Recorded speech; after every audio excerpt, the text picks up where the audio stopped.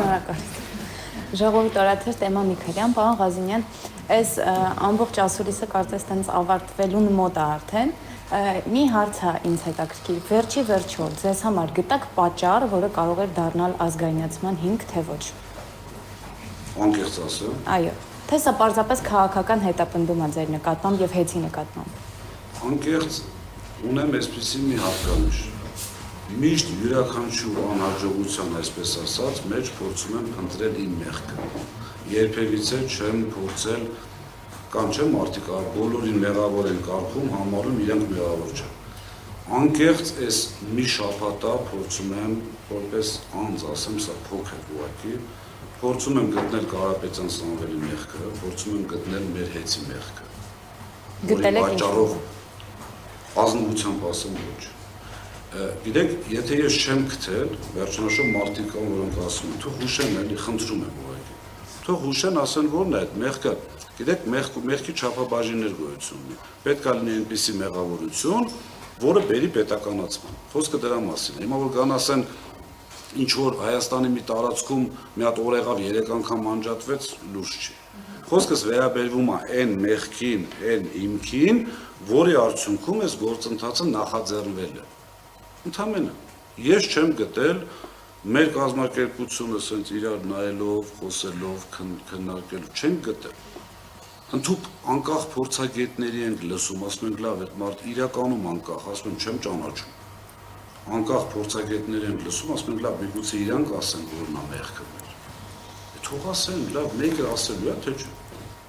Պետականացնում եք, մեկը գալու է, ասի, այս սրա համար ենք անում, բացի տենց պոպուլիստական ընդհանուր ինչ-որ հայտարարություններ անել։ Պարոն Ղազինյան, մի հարց էր, հա, Արդարադատության նախկին նախարարներից մեկը ազգայնացման վերաբերյալ Հայաստանի Հանրապետության քաղաքացիական օրենսգիրքն էր մեջ բերել եւ նշել էր, որ եթե գնում ենք ազգայնացման, պետք է սեփականատիրոջը գույքի արժեքը եւ վնասները փոխհատուցվի։ Քանի որ ձեր ամբողջ ասուլիսի ընթացքում գրեթե որևէ թիվ դուք չնշեցիք, ձեզ կխնդրեմ ասել որքան արժի հեծը, որքան արժի փոխհատուցումը, որը հնարավոր դեպքում, երբ որ ազգայնացումն իրականացվի, պետք է պետությունը ձեզ փոխհատուցի։ Մենք վերջի գնահատում չունենք, ես չեմ խուսափում թիվ ասելու, ես որ ասել եմ թիվ չենք ասելու, ուղղակի չունեմ։ Պետք է գնահատող լուրջ ու իմիջիայլոց ասեմ, ես չեմ ուզում փնովել մեր ներքին գնահատողներին կամ վատաբանել, շատ լավ ունեն, բայց այս կարգի կապիտալը, ակտիվը գնահատելու համար, որպեսզի ճիշտ լինի ու ոչ մի կասկած չլինի, միջազգային հեղինակավոր գնահատող կազմակերպություն է պետք։ Մենք չունենք այս բանը, թիվը չեմ կարող ասել, բայց այդ թիվը չեն կարող վճարել։ $200 միլիոն մասին է խոսքը գնում։ Ինչի՞ դες էժանացնում։ Էժանացնում, դե թվեր եմ ուզում ձեզ։ Դե հիմա դուք անդադ ուզում եք ինձ թիվ փոխեք, հիմա այդ ես թիվը ասեցի, տենց իմ մտածած։